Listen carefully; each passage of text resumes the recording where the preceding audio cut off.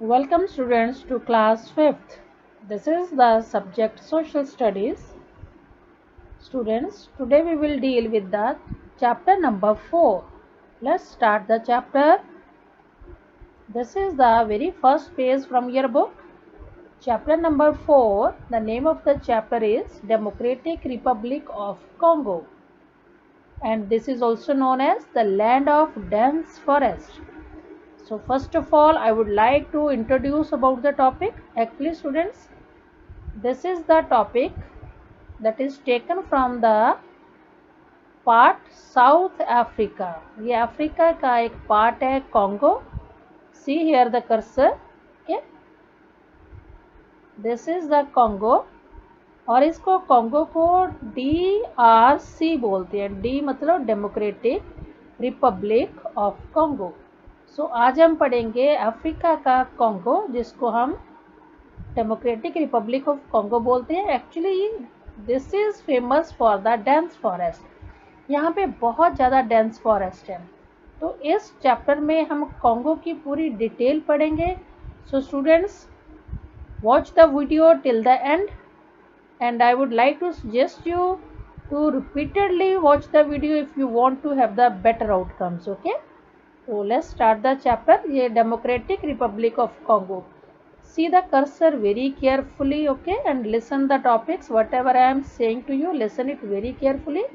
I am going to explain the chapter in Hindi also. Okay, तो ये democratic Republic Congo है जो ये कहाँ पे है? अफ्रीका में। अफ्रीका में कहाँ पे? यहाँ पे इसकी इक्वेटर जा रही है। इक्वेटर आपको सबको पता है, जो हमारे ग्लोब के ऊपर एक इमेजिनरी लाइन है जो 0 डिग्री पे पास करती है। ओके, तो ये अफ्रीका के बिल्कुल मिडल से जा रही है। एक्चुअली अफ्रीका एक ऐसा कॉन्टिनेंट है हमारा। प्रीवियस चैप्टर में हमने कॉन्टिनेंट्स पढ़े थे students, you must remember. Africa continent है जो, इसमें तीनों हमारे लैटिट्यूड जा रहे हैं। इक्वेटर भी है, ट्रॉपिक ऑफ कैंसर सी है, एंड ट्रॉपिक ऑफ कैप्रिकॉर्न। तीनों लाइंस हैं इसमें से पास हो रही हैं। और जो कॉन्गो है बिल्कुल इसके मिडल में है, इक्वेटर के ऊपर है। ओके, नाउ सी इसकी location. The equator passes through this country. It is one of the largest countries of the Africa and it is having the area of 23.5 lakh square kilometer. Yes students, what is the area of Congo? It is 23.5 lakh square kilometer. ये देखो मैंने इसको highlight किया हुआ, colour किया हुआ है इसको। ये कॉन्गो की लोकेशन है बिल्कुल इक्वेटर के ऊपर। ओके, और इसकी लोकेशन के बारे में अगर हमने एक्यूरेट आंसर देना है तो it is located in the central Africa. ये अफ्रीका के बिल्कुल सेंटर में है। So what is the location of DRC, democratic Republic of Congo, that is located in central Africa. अब देखते हैं इसके कितने आसपास कौन कौन सी स्टेट्स हैं, इसकी नेबरिंग स्टेट्स कौन सी हैं। It is surrounded, see the cursor very carefully, it is surrounded bye 9 countries. They are Angola, Zambia, Tanzania, Burundi, Rwanda, Uganda, south Sudan, central Africa, Republic of Congo. Okay, तो ये सारी हमारी different countries हैं, states हैं। तो ये मैंने इसको मैप को हाईलाइट किया आपका Congo DRC, democratic Republic of Congo. Now see students, rivers. Congo में जो सबसे बड़ा रिवर है that is also known as Congo river. और कॉन्गो रिवर पूरे वर्ल्ड में ये लार्जेस्ट रिवर है। नाइल रिवर सबसे फर्स्ट नंबर पे है। ओके, तो जो कॉन्गो रिवर है that flows in the central part which is surrounded by mountains and plateaus. It cuts the equator twice. जो इसकी लोकेशन है इक्वेटर के ऊपर है, उसको क्रॉस करता है 2 बार। और जो इसका लोकेशन है, इसके आसपास कुछ इसकी लेक्स भी हैं। Now see the climate. जो कॉन्गो का क्लाइमेट है दैट इज ट्रॉपिकल, क्योंकि ये ट्रॉपिकल एरियाज जो हमारी ट्रॉपिकल लैटिट्यूड्स हैं, लाइंस हैं, उस एरिया में आते हैं, इसको ट्रॉपिकल बोलते हैं। तो यहाँ पे हैवी रेनफॉल होती है, ऑलमोस्ट डेली हैवी रेनफॉल होती है। यहाँ की जो क्लाइमेटिक फीचर्स हैं वो कौन कौन से हैं? एक तो rain through out the year, पूरा साल यहाँ पे बारिश होती है, बहुत ज़्यादा होती है। High temperature through out the year, और इसके साथ ही यहाँ टेम्परेचर भी कहते हैं high. You know students, why the temperature is high? Because it lies at the equator. Equator बिल्कुल सेंटर में है अर्थ के। यहाँ पे क्या होता है कि ये जो एरिया है यहाँ पे सन की रेज डायरेक्ट पड़ती हैं, तो यहाँ पे सन की रेज डायरेक्ट पड़ेगी, that area receives the high temperature. So Congo में क्या है, टेम्परेचर बहुत ज़्यादा हाई है, ह्यूमिडिटी होती है, बारिश होगी, टेम्परेचर हाई है तो ह्यूमिडिटी नेचुरली इंक्रीज हो जाएगी। So we can say the climate of Congo is hot and humid climate. Okay, this is very uncomfortable at the daytime. So as compared to the day, the evenings are very pleasant, nights are also very pleasant. तो Congo में special जो हमारा बोलते हैं ये hot and wait climate है, पूरा साल ऐसे रहता है.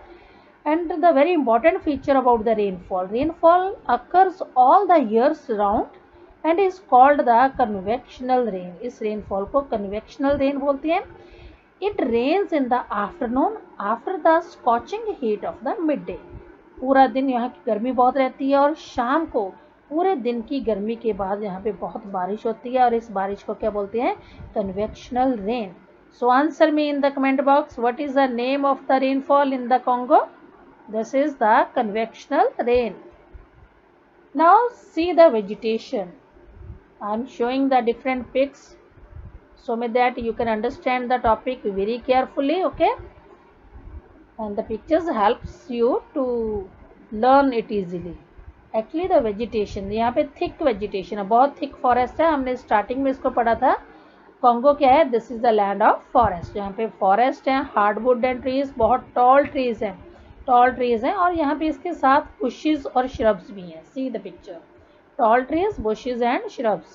और मेन जो ट्री है यहाँ पे एबोनी, मोहोगनी, रबड़, ये बहुत यूजफुल ट्री है. बाकी के ट्री इतने यूजफुल नहीं है, but these three trees are very useful from the angle of commercial use. Okay, so ये यहाँ पे थोड़ी ग्रास लैंड और शॉर्ट ट्रीज भी हैं.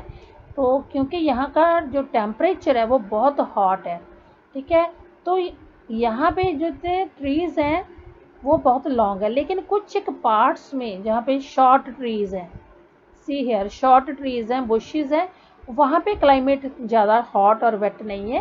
तो उस एरिया में जो ग्रास लैंड है उनको सवानाज बोलते हैं, savanna grass land.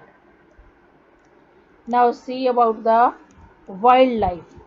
You know students, Africa is known as the natural zoo of the world because all type of animals are found here. यहाँ पे बहुत एनिमल्स की वराइटीज़ है, इसको नेचुरल जू भी बोलते हैं. जो मेन इसके एनिमल्स हैं, see here the baboons, this is a type of monkeys.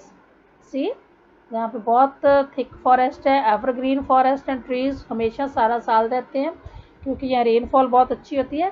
So these trees they help us to develop the habitat for many wild animals as well as birds. बहुत सारे पंछी और जानवर यहाँ पे रहते हैं यहाँ के फॉरेस्ट में.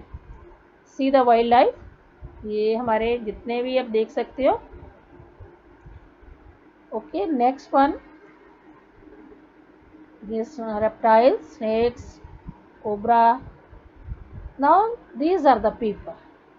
These people, the major habitants of जहाँ के मेन रहने वाले हैं, वो जो शुरुआत में स्टार्टिंग में ये होते हैं, that is known as pygmies. ये वहाँ के ट्राइबल पीपल का नेम है. ओके, तो इनकी हाइट है थोड़ी कम है, लेकिन जो इसके सेंट्रल पार्ट में रहते हैं Bantu people. This is the picture of Bantu people. They are tall in the height and they are having the curly hair.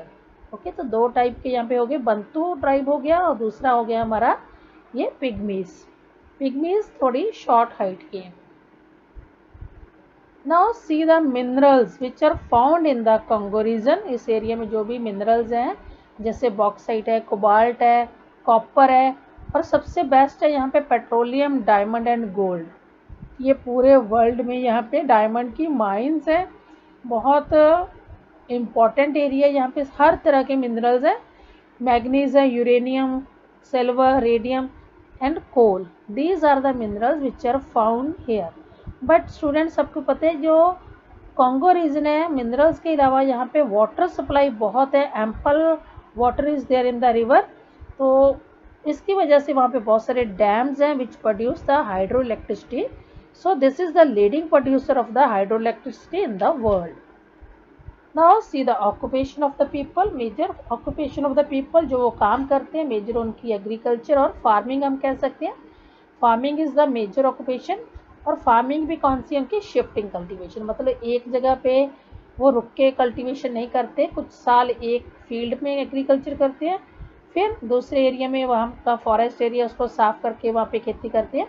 तो जो मेजर उनके क्रॉप्स हैं they are rice, maize, sugar, और सबसे जो इम्पोर्टेंट है कसावा उनकी crop है। See the picture of cassava, the people they are doing agriculture, ये उनकी मेजर क्रॉप है कसावा, जो उनका स्टेपल फूड है, इससे वो प्रिपेयर करते हैं अपना डेली का फूड। ये रूट क्रॉप है वहाँ की, कसावा मेजर क्रॉप है। See the person is shown here making dishes from the cassava. And other fruits, oil palm, very important oil palm, honey, and some wild fruits are shown here. These are also found in the Congo area. And other crops like growing sugar cane, rubber plantation, ये बहुत important है उनकी commercial जो crop है, that is rubber, इससे उनको economy को बहुत बेनिफिट होता है, रबर ट्रीज हैं। And few people they also indulge in fishing and hunting also. Now students, let's talk about the transportation system in Congo. Congo में ट्रांसपोर्टेशन सिस्टम इतना develop नहीं है, क्योंकि अभी तक वहाँ पे इतनी रोड्स, रेलवे कंस्ट्रक्ट नहीं हुए, ओके, क्योंकि वहाँ पे मार्शी एरिया है और फॉरेस्ट बहुत है, थिक फॉरेस्ट है, so this is very difficult to construct the road and railways. लेकिन फ्यू सिस्टम जो वहाँ के रोड्स और रेलवे कुछ एरिया में बहुत डिवेलप है उनकी सिटीज़ में। वाटर जो ट्रांसपोर्ट है that is also very important in the Congo. तो जो उनकी सिटी एरिया है, nearly 30% of the total population that lives in the towns and cities. कौन कौन सी उनकी मेजर सिटीज़ हैं students? See here, see the cursor, I am showing the important cities, and I suggest you to read the chapter very carefully, okay? After listening or watching the video, please read the chapter by yourself, okay? So you will have the clarity of the concepts. Nearly 30% of the total population that lives in the towns. कौन कौन से major towns हैं उनके? जो सबसे largest town है that is Kinshasa, okay, वहाँ की कैपिटल सिटी है। और इसके अलावा उनकी अदर सिटीज़ है, see here, Libomshi and Katanga. See, these are the Matadi. Matadi वहाँ का मेन सी पोर्ट भी है, ओके। तो see the transportation system in the cities.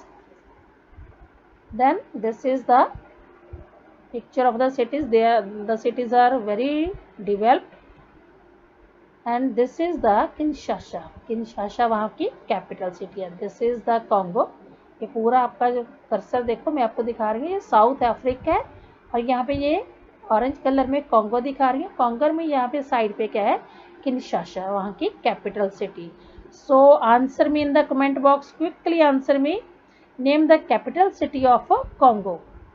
Answer, the capital city of Congo is Kinshasa. So students, let's solve the back exercise. Multiple choice question आपके पास MCQs है। First है, people living in the Congo basin, जो Congo basin में लोग रहते हैं that is pygmies. Then Democratic Republic of Congo was earlier known as, इसका पहले नेम क्या था, Zaire. Then second largest river कौन सा है, river Congo is. Then Democratic Republic of Congo has 9 neighbouring countries, okay, यहाँ पे जो दिए हैं 9 में से कौन सी गिवन है, Zambia. Congo Republic is located on the basin of river Congo, ये कॉन्गो रिवर के किनारे पे, उस रिवर बेसिन में, उसके एरिया में है। Now students, let's fill the blanks. The very first, the dash is the important latitude which passes through the Democratic Republic of Congo. Congo में से कौन सा जो लैटिट्यूड है, कौन सी इंपॉर्टेंट लैटिट्यूड लाइन है जो यहाँ से पास हो रही है, that is equator. Second one, the climate of DRC, DRC democratic Republic of Congo, यहाँ का क्लाइमेट कैसा है स्टूडेंट, दो ब्लैंक्स हैं। The climate of DRC is hot and humid. Third one, dash is the language of the largest group of the people in democratic Republic of Congo, कौन सी language है यहाँ पे, बंतु लैंग्वेज। जो बंतु people है उनकी language भी बंतु language है। Number 4, dash is the capital city. Yes, this is the Kinshasa. Number 5, Democratic Republic of Congo has dash climate. This is tropical climate overall. Okay. Now see the true false. I already have solved the true false, and I suggest you to write all the exercise work in the fair notebook very neatly and very carefully. Okay. DRC lies in the southern tropical region in Africa. This is false. It's not in the southern, it is central. Pygmies were the original inhabitants. True. जो पिग्मीज है वहाँ के शुरू के जो real inhabitants हैं starting में. Rain जो क्या है यहाँ पे हैवी रेनफॉल आफ्टरनून में होती है. Yes. Lubumbashi is the major sea port. Falls. Then Kinshasa is the largest city and capital of Democratic Republic of Congo. Yes, Kinshasa वहाँ की कैपिटल सिटी है. और सी पोर्ट लुम्बाशी नहीं है, दैट इज मताडी है. Now see the match words. Try to solve it. Okay students. In your notebook you also write column A and column B, and whenever you are going to answer तो इसके front में इसकी answer लिखोगे. Republic. First answer is head of the state. Cassava. Cassava is the root crop. Then pygmies. Pygmies are a primitive initiative जो शुरू किए हैं. Primitive, right? Okapi क्या है वहाँ पे एनिमल का नेम है. ओकापी जो हॉर्स जैसा होता है. Convection, the word convection is related to the sun. Now let's solve the question answers. The very first answer, what is the climate, which type of climate is there. The climate of Congo is hot, humid throughout the year because it lies on the equator. Second answer, the three trees found in the Democratic Republic of Congo are ebony, mahogany and rubber. These trees are having the commercial benefit, commercial use के लिए. Number 3, the countries along the eastern border are Uganda, Rwanda and Burundi. Number 4, minerals found in Congo: cobalt, bauxite, copper, petroleum, zinc, gold, diamond, iron, manganese, coal, uranium and etc. Students, if you can learn more than that, you can also copy from your book. So thank you students, stay connected.